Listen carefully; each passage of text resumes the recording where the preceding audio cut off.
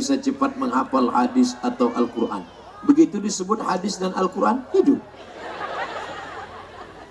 Nah, kalau ada pertanyaan yang agak-agak gitu lagi, nggak mau saya baca, mati lampu lagi. Bagaimana cara supaya kita bisa cepat menghafal hadis dan Al-Quran? Pertama dibaca, hafal, kaji, karena diulang. Ulang. Ada nggak ibu yang menghafal Al-Fatihah? Ada nggak ibu yang menghafal Qul Huwallah? Nggak ada. Kenapa kita bisa hafal Al-Fatihah? Karena sering diulang. Bismillahirrahmanirrahim. Alhamdulillahi Rabbil Alamin. Diulang sering. Ibu sambil pagi-pagi, ibu hamil sambil masakkan sarapan anaknya. Bismillahirrahmanirrahim. Wadduha wallaili idza saja. Ma wadda'aka rabbuka wa ma qala. Masih lama lagi, Bu? Tunggu sebentar. Qul huwallahu ahad. Mau cepat. Apa artinya? Ibu sering baca, ibu sering ulang, anaknya jadi ingat. Maka sering ulang-ulang. Quran itu sering diulang. Ustaz hafal Quran? Enggak. Di Al-Azhar kami syaratnya enggak hafal Quran. Al-Azhar S1 4 tahun. Tahun pertama 2 juz, tahun 2 2 juz, tahun 3 2 juz, tahun 4 2 juz. 4 tahun di Mesir cuma 8 juz. 8 juz. Itu pun sudah hilang. Setiap naik pesawat hilang 2 juz.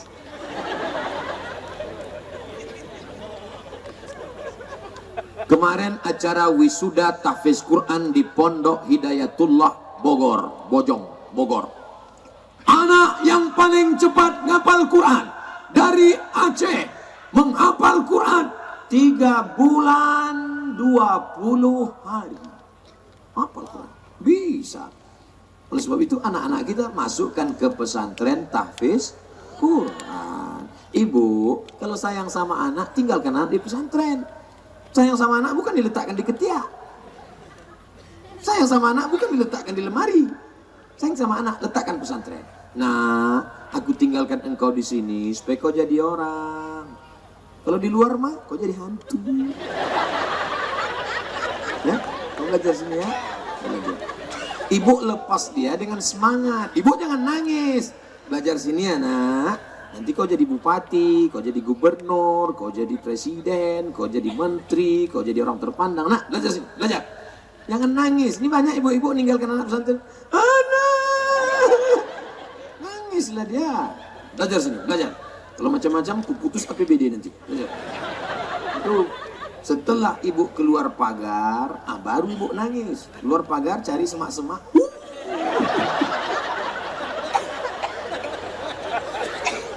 Ustaz enak aja ngomong. Emang Ustaz pernah berpisah? Saya 4 tahun di Mesir nggak pernah pulang, Bu. Habis itu ke Maroko 2 tahun nggak pernah pulang. Maroko.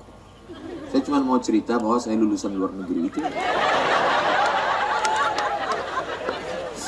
Bagaimana caranya supaya kita bisa cepat menghafal hadis dan Quran? Kan mudah tadi. Setelah pandai baca Quran, bisa hafal Quran, kau mesti terserah mau profesinya jadi apa. Barulah kau ceramahkan kepada umat ini. Naik kau ke atas mimbar menjadi khotib Jumat. Sampaikan yang benar-benar. Rukun khutbah ada 5. Yang pertama, Alhamdulillah. Yang kedua, salawat kepada Rasulullah. Yang ketiga, membaca ayat Quran. Yang keempat, wasiat takwa. Yang kelima, doa. Yang tak pandai baca Quran jadi khotib. Tak pandai baca Quran, petentang-petenteng naik ke atas. Allah berfirman, yang artinya. Rasulullah bersabda, yang artinya. Ngajak orang ke jalan Allah benar. Tapi kalau menetapkan hukum, menyebutkan fatwa, mesti ada dalilnya, Quran dan Sunnah. Tadi kamu acara maulid, ya. Apa dalilnya maulid itu? Jangan tanya-tanya. Banyak tanya masuk neraka.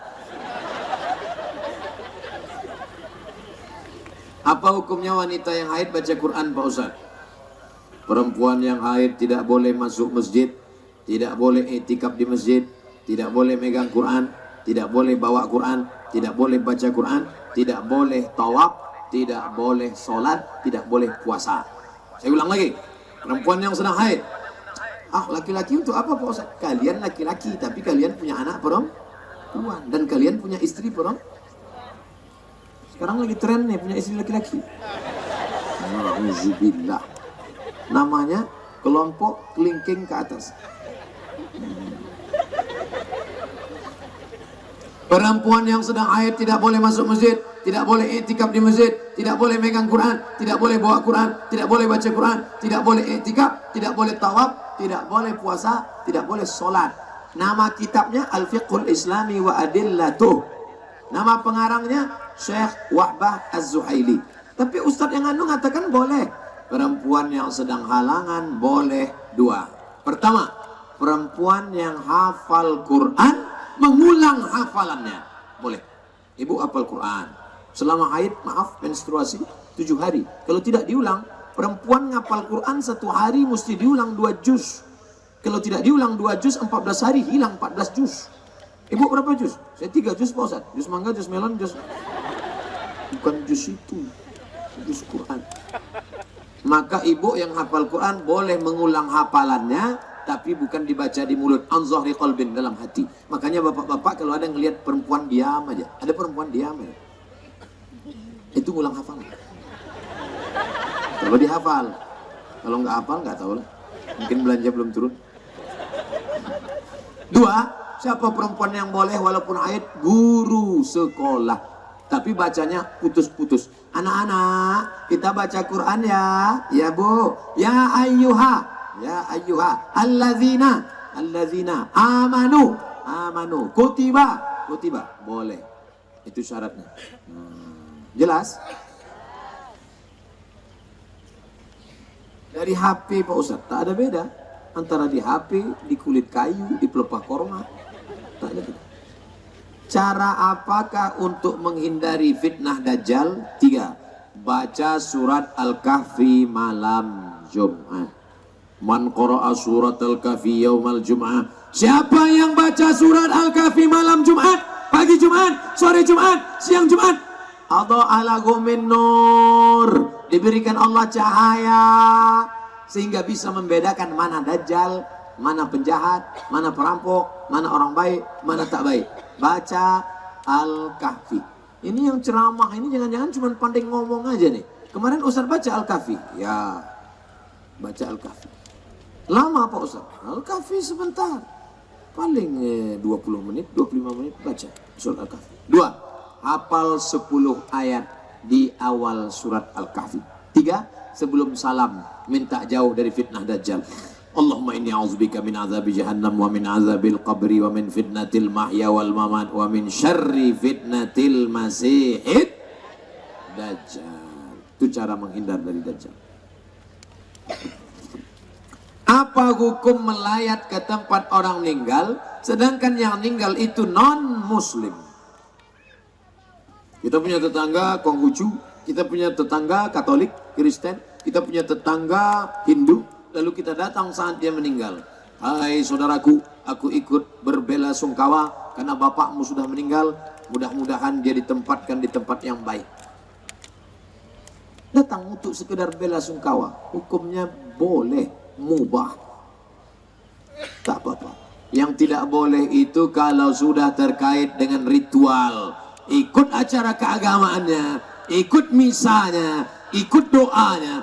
Itu baru tak boleh. Wala ana abidum ma'abadtum wala antum abiduna ma'abud lakum dinukum. Jangan mentang-mentang. Ini sekarang kita sedang menghadapi kelompok yang satu ekstrim kanan. Karena dia tidak seagama dengan engkau, maka halal kau pancung kepalanya. Oh, enggak begitu. Kepala ayam yang halal dipancung.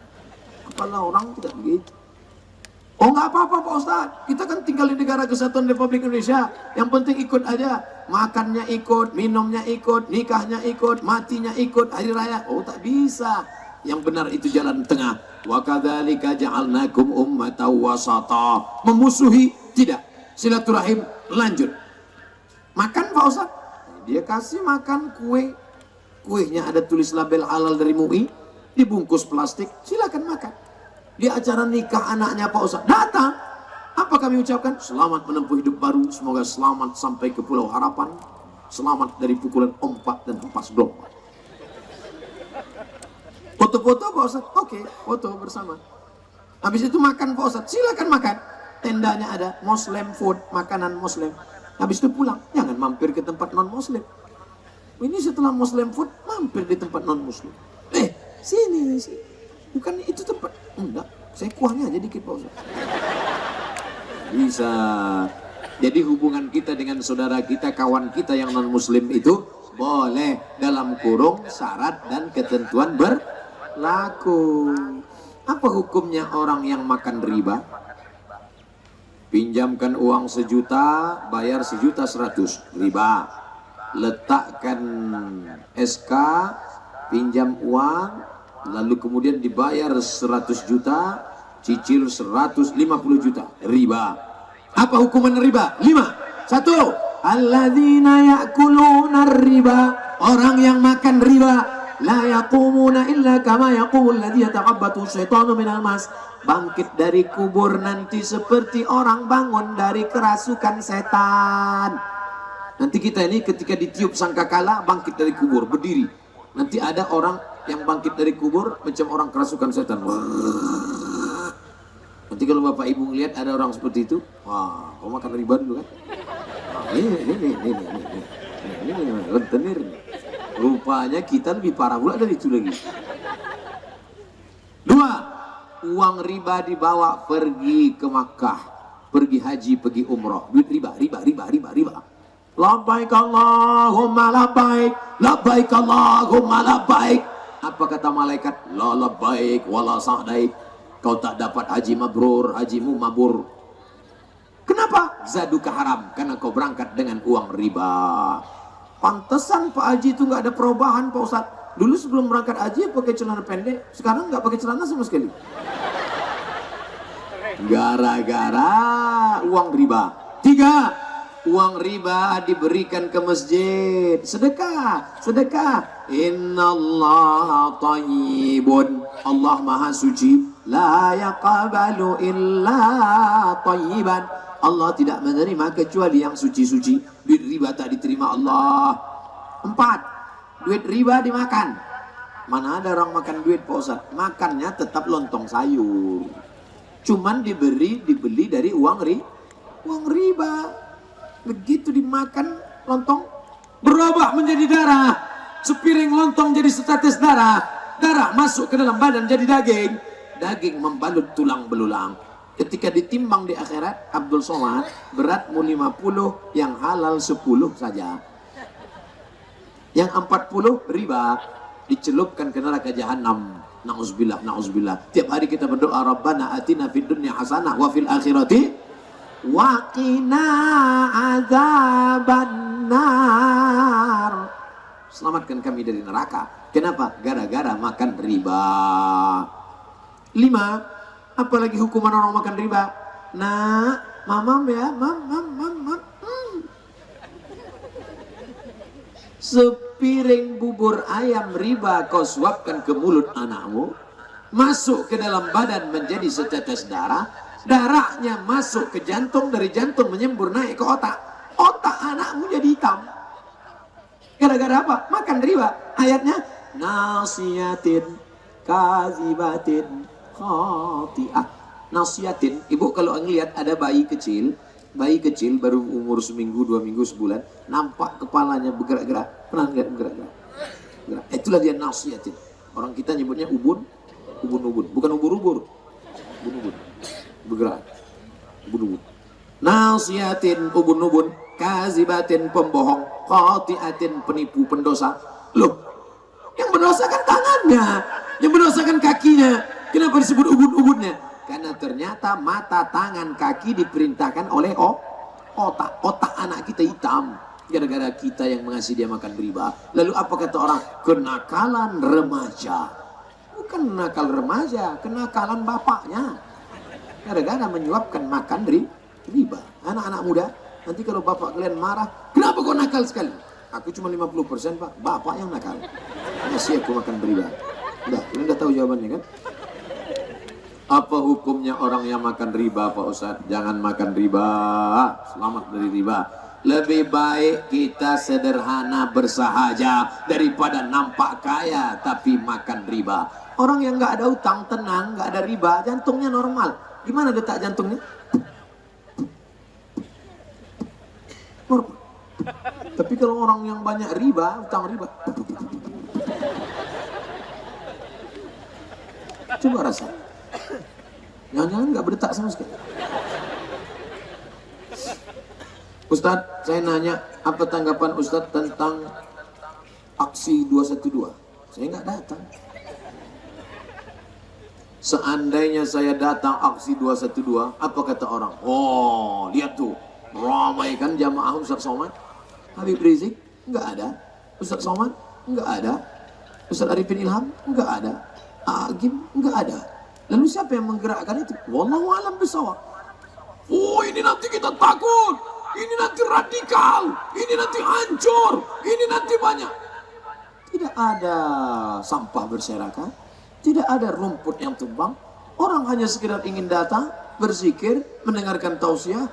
Ternyata ditulis oleh koran Cina. Ada yang ngirim ke saya, koran bahasa Cina. Cincai lah. Ternyata masuk di TV Al Jazeera.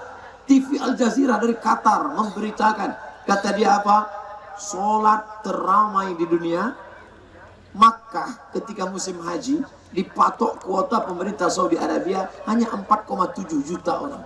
Tapi itu menurut perhitungan bisa 11 juta tanpa ada kerusuhan. Unjuk rasa di Menara Eiffel, sampah berserakan.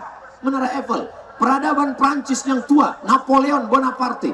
Ini tidak ada kerusuhan, tidak ada penyebaran nasi bungkus.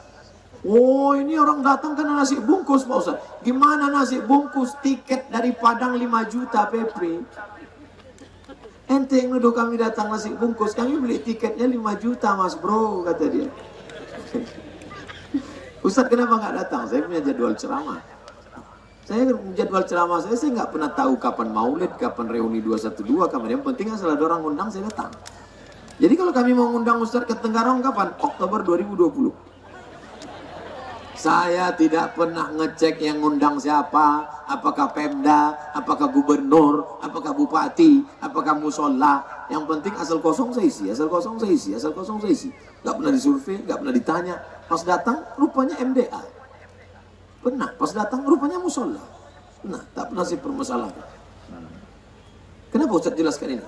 Supaya jangan ada fitnah di antara kita. Pak Ustaz, saya mau nanya, apa hukumnya menyebarkan berita di sosmed yang tidak tahu kebenarannya? Itu namanya hoax. Hoax, terserahlah, mau hoax, mau hoax. Kita hanya boleh menyebarkan hak. Watawasau bil hak. Jangan rubah jadi watawasau bil hoax. Sebarkan kebenaran.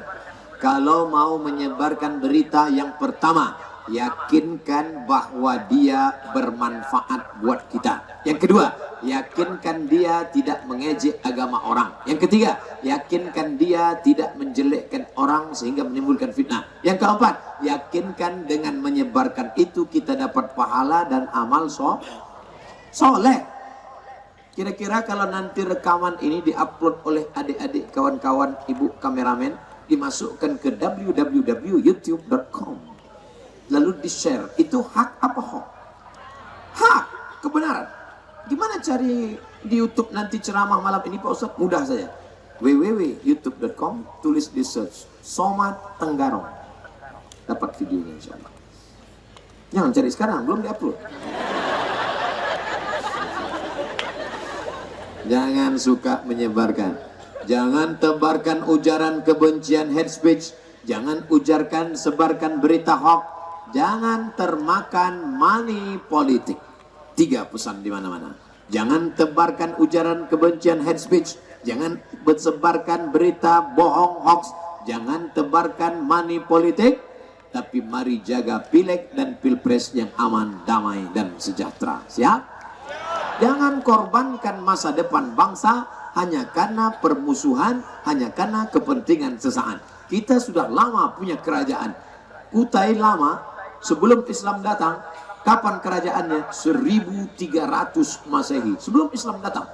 Orang Kutai Kartanegara, orang Kutai Lama, orang Tenggarong sudah punya kerajaan. Orang Tenggarong bukan yang hidup di pokok kayu. Orang Tenggarong bukan orang hidup dengan binatang. Sudah punya peradaban. Kapan? 700 tahun yang lalu, sebelum Islam datang, kerajaan Hindu sudah ada. Datang ulama mengajarkan tauhid la ilaha illallah. Jangan rusak peradaban ini hanya karena kepentingan sesaat. Tapi insya Allah umat Islam umat yang cerdas, umat Islam umat yang rahmatan lil alamin.